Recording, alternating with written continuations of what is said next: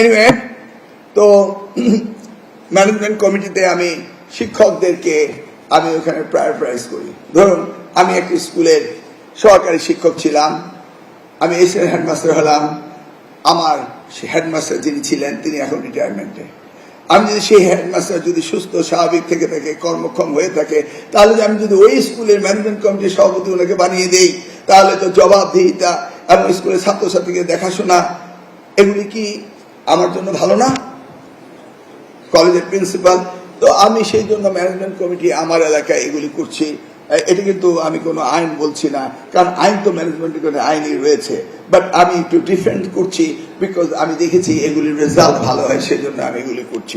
আমরা চাচ্ছি যে সবগুলো উপজেলায় মাল্টিপারপাস একটি এক্সামিনেশন হল করা, তাহলে আমাদের স্কুল কলেজগুলো পরীক্ষার সময় বন্ধ থাকে না।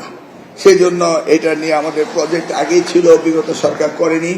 পরীক্ষা কেন্দ্রের এই প্রজেক্টটা আমাদের ইমিডিয়েটলি শুরু করতে হবে, এর কোনো বিকল্প নেই।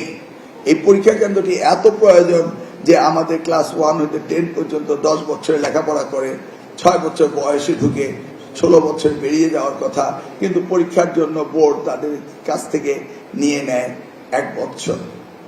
অর্থাৎ ক্লাস 10 পাস করে ওনারা করে থাকেন 6 আর 10 16, সেটা হয় 17। তারপর আবার ইন্টারমিডিয়েট পরীক্ষা দিতে 2 বছরের জন্য লেখাপড়া শেষ করে সেই জায়গায় 1 বছর নিয়ে নেয়, হয়ে যায় 20। চিন্তা করেছেন? 2 বছর জাতির জীবন থেকে চলে যায়। 20 লক্ষ শিক্ষার্থী এসএসসি, 20 লক্ষ শিক্ষার্থী এইচএসসি সমমানের, সেই জায়গায় 40 লক্ষ বছর জাতির থেকে আমরা চলে যাই। তাহলে আমরা ডেমোগ্রাফিক ডিভিডেন্ডে কতটা না পিছিয়ে যাই শুধু আমাদের পরীক্ষা ব্যবস্থা নিরসনের জন্য।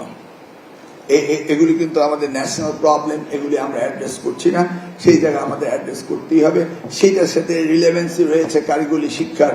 কারিগরি শিক্ষা হচ্ছে অল্প সময়ে আমরা বের করে দেব, সেই জায়গাটি তো আমরা ব্যর্থ হচ্ছি বারবার, কারণ সকলেই হায়ার স্টাডি করতে চায়। এখানে ইঞ্জিনিয়ারিং কলেজ সেই সময় কথা ছিল, করা হয়েছে। আমরা তো এটাকে এমনও করতে পারি, শাহজালাল ইউনিভার্সিটির under faculty of engineering school আলাদা করা যায় কিনা, সেটা আমরা চিন্তা করতে পারি। কারণ এগুলিকে আলাদা ইউনিভার্সিটি, আলাদা অ্যাডমিনিস্ট্রেশন না করে আমরা তো এইভাবেও যেতে পারি।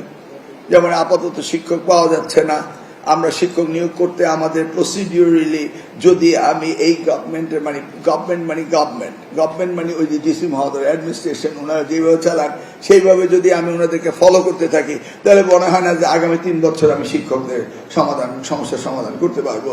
কারণ এটাই হলো বাংলাদেশের সিস্টেম। যদিও আমি এই রেড ট্যাগের বাইরে, এখন আপাতত শিক্ষক নিয়োগ কিভাবে করব, তো উনি কানে কানে বললো যে স্যার আউটসোর্সিং করেন।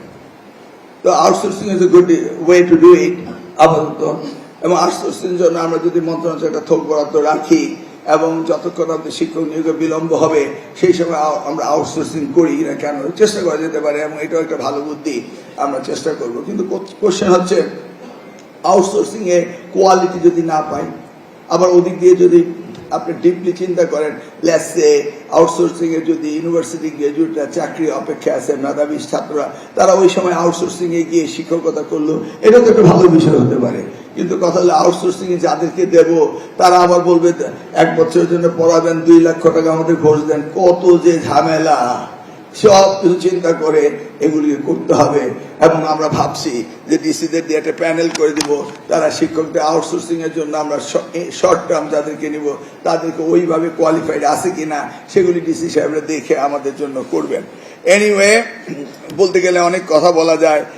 আমাদের মাননীয় মন্ত্রী সাহেব বললেন শিক্ষা অফিসারের স্বল্পতার কথা তিনি বললেন।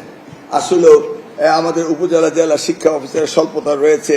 এই স্বল্পতা আমরা যদি পদ সৃষ্টিও করি, তারপর দেখা যায় যে আমাদের যে ডিমান্ড ছিল সেটা কিন্তু কার্যকর হচ্ছে না। আমিও তো মাননীয় মন্ত্রী বলতে পারি, আমরা তো সিসি ক্যামেরা প্রত্যেকটি স্কুল কলেজে প্রতিষ্ঠিত করেছি, ক্লাসরুমে টিচাররা কন্ডাক্ট ঠিক মতো করছে কিনা, স্টুডেন্টের রেসিপ্রোকাল কিনা, এই জন্য তো আমরা সরকারিভাবে আদেশ দিয়ে আমরা প্রত্যেকটি ক্লাসরুমে সিসি ক্যামেরার ব্যবস্থা করেছি। আমিও মাননীয় সংসদ সদস্য এমপিদের অনুরোধ করব, আপনারা এই সিসি ক্যামেরার এই আইডেন্টিফিকেশন কোড নাম্বারটা নিয়ে নেন, আপনার হাতের মধ্যে একটি মোবাইল থাকে, গাড়িতে বসে বসে ঢাকা যাচ্ছেন, একটু দেখুন না কোন স্কুল কলেজে ক্লাস ঠিক মতো হচ্ছে কিনা। আপনারা একটু টিচার এবং ছাত্রদেরকে একটু জবাব দিয়ে আনেন না কেন, আপনারা তো পাবলিক রিপ্রেজেন্টেটিভ। তাহলে আপনি যদি উৎসাহে একটু কাজটা বাড়িয়ে নেন, মাঝে মাঝে মোবাইলে যদি নিজের বাড়ির সিকিউরিটি না দেখে স্কুল কলেজে ক্লাস হচ্ছে কিনা এগুলি যদি দেখেন, তাহলে আমাদের শিক্ষা অফিসার ইন্সপেক্টর নিয়োগ বিলম্বিত হলেও আমরা ক্লাসরুমে ক্লাস হবে।